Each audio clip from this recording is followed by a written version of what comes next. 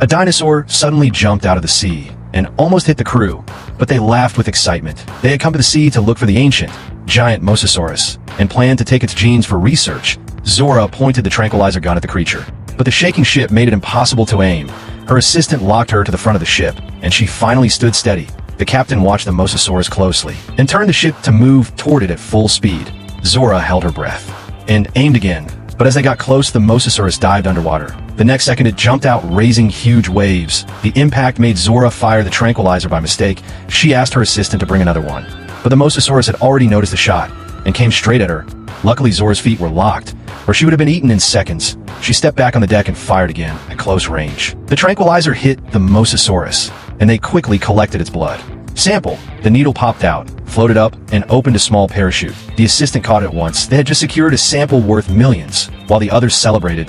The doctor was shocked to see a few small dinosaurs appear on. He looked closer and found they were spinosaurs. They lived in a mutual relationship with the Mosasaurus, hunting together to survive. It was clear these spinosaurs saw the humans as food. The soldier did not hold back. He pulled out a machine gun and fired at the spinosaurus. After several shots, they were pushed back and started to flee, but the soldier did not notice another one behind them. That one had already set its eyes on him. It jumped up and bit the man hard. Even though the man held the door with all his strength, he still could not escape being eaten.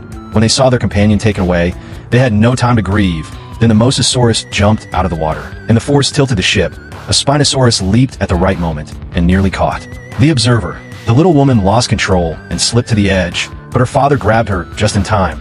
The very next moment, the captain realized they could not continue like this, so he changed course and headed for the reef. He knew the ship would get stuck if it touched the rocks, but at the same time, the Mosasaurus and the Spinosaurus could not move in shallow water. He had no choice but to take the gamble. As the ship entered the reef area, things went just as the captain expected. The Mosasaurus could not get close in the shallow water and gave up the chase. Luckily, everything turned out safe, and they finally reached the island.